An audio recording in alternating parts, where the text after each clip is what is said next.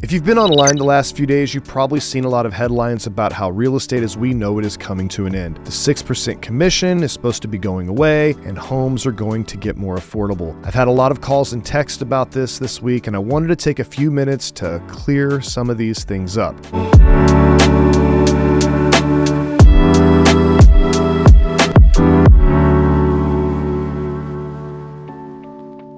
First off, I hate to use the word fake news.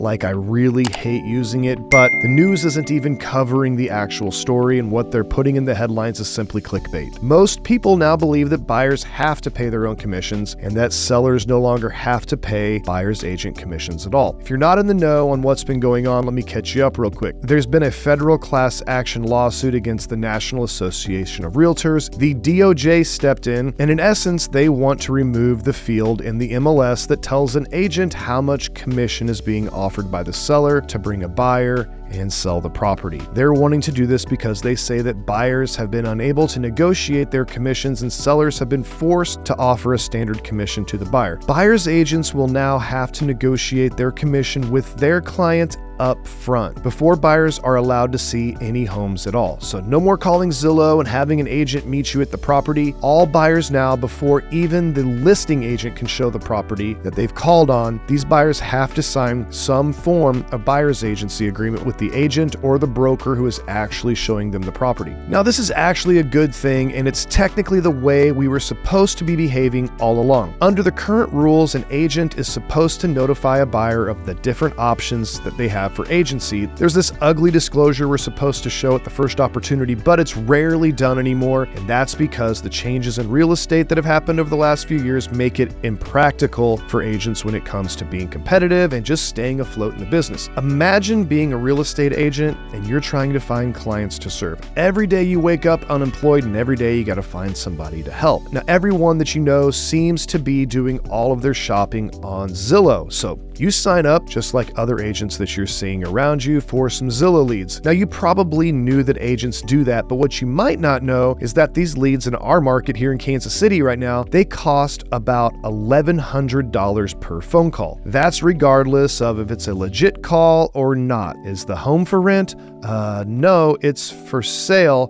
Boom, $1,100 gone. Think about it. The buyer who just wanted more information on the house, they have no idea that you're not the listing agent. They aren't looking for an agent right now. They're just looking for some information on a property, or maybe they want to go see a property. The agent has $1,100 invested in this conversation, and as you can imagine, you wouldn't want to risk upsetting such a fragile opportunity with so much money on the line, right? Do you think that agent is going to ask too many questions? Do you think they want to uncover bad news? Nope. They will schedule a showing at a home that they've never been in with a buyer that they've never met and have not even verified that the person that they're talking to is who they say they are, or if they're even able to buy a house at all. Car dealers at least make a copy of your ID, right? This is risky for the agent and the homeowner both, but because of the competitive nature of the business, with companies like Zillow disrupting and being the platform that buyers now go to, agents have adjusted to meet the market's demand, which is a Pop-Tart market. People want you to pop right up and go show them houses. And if you don't, somebody else will,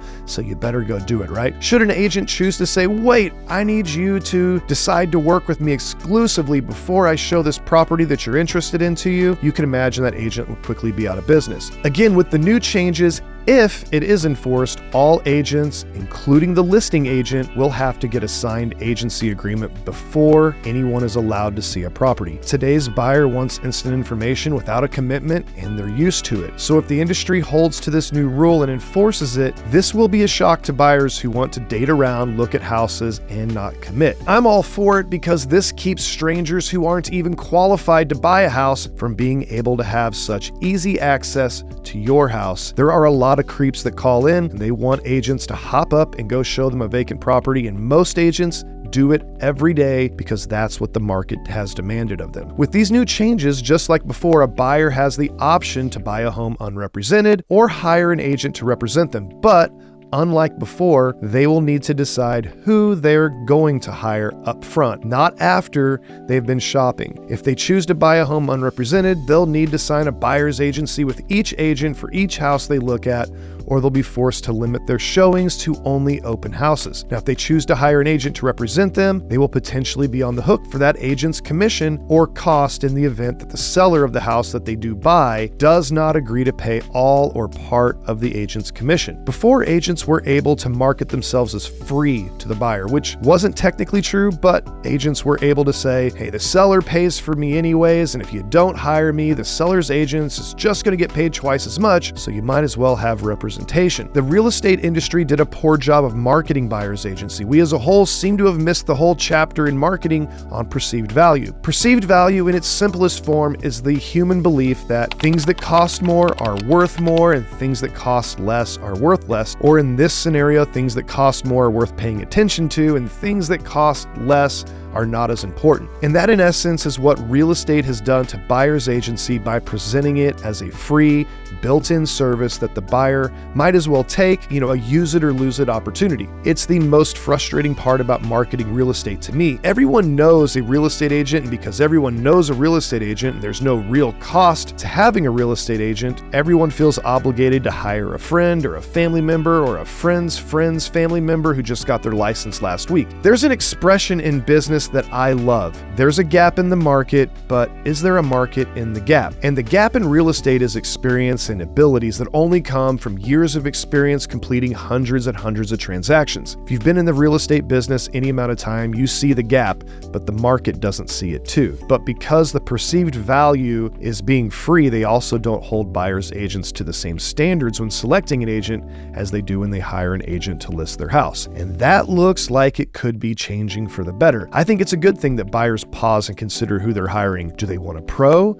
or do they want the cheap option? We will see a lot of options coming to the market that will challenge the way we've been doing business. For some buyers, they may pay an agent a flat fee or even by the hour. For others, they may see the value in hiring the best and paying the agent for their experience and value. When I look at the case that brought this about, I look at the plaintiff's attorney in the defense. The plaintiff was paid 33% and made more than $138 million. It was all or nothing for him. He had to win or he made nothing. The defense was paid by the hour. Still, those choices will be there and the buyer will be the one choosing with their own dollars, and that will change the perception of value and hopefully make the real estate industry more competitive in terms of professionalism. And where the market doesn't desire value, there will be options with the value stripped out, and that's okay. What about the sellers? If they're watching the news, they surely saw that they no longer have to pay the buyer's agent commission, right? Yes, it's true, but it's always been true more or less. A seller before the lawsuit could have paid a buyer's agent a commission as low as $1. So the MLS wouldn't let you put a zero in, but it'd let you put a $1 in, right? Now that wouldn't make friends with anyone, and most listing agents would refuse to even take the listing, protecting their reputation, or more likely protecting their wallet and time because the home likely was not going to sell. Now today though, an agent can now enter the $0 instead of $1, but come July, those fields are being removed altogether, meaning commissions paid by the seller will be individually negotiated and a seller can make the decision to pay or not pay any concession based on the offer that they receive. Sometimes it may be in their best interest not to pay, just like we saw in COVID, and other times they may see the value in paying the concessions to attract a buyer. You see, seller concessions like closing costs and paying for the buyer's commissions actually stimulate the market. In normal years, unlike the COVID years, a seller needed to offer concessions to create buyers for the property. In most markets, seller concessions became normal in a tradition, and more willing and able buyers means more demand, which means homes sell for more. I remember back in 2014, as an example, I was holding a property that I was flipping in a market that qualified for USDA. Buyers back then, still can do it today actually, they could buy a house with zero down and 100% financing, and this market relied on it. Now, right when I put the house on the market, the government shut down. FHA, USDA, VA, all those, they were gone. So this went on all winter. I could not sell the house until Congress got its act together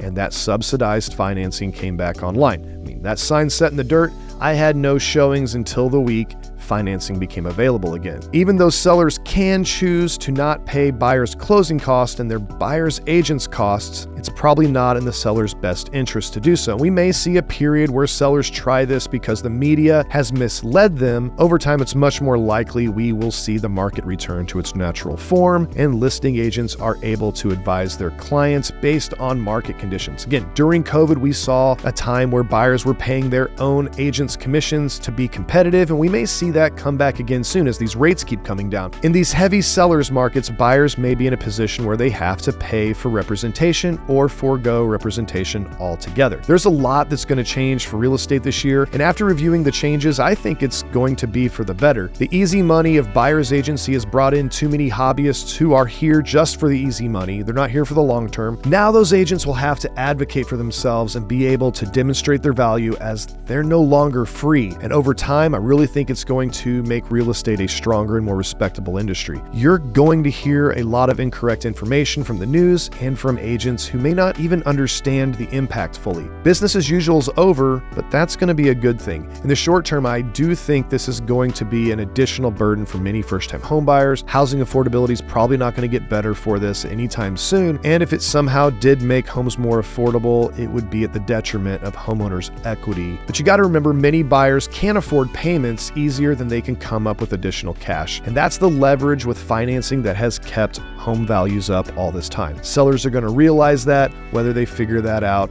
sooner or later. That's how the market has always found balance, and I think it's going to come back. If you have any more questions about real estate, or you're looking for a professional real estate agent to represent you in purchasing or selling a home in the Kansas City area, please reach out to our team, Plains Paris, immediately at 816-439-8705. I'm Justin Berry. I'm the broker owner here. I'd love to help pair you up with somebody that's going to really be able to walk you through this process in a professional manner. I look forward to talking to you.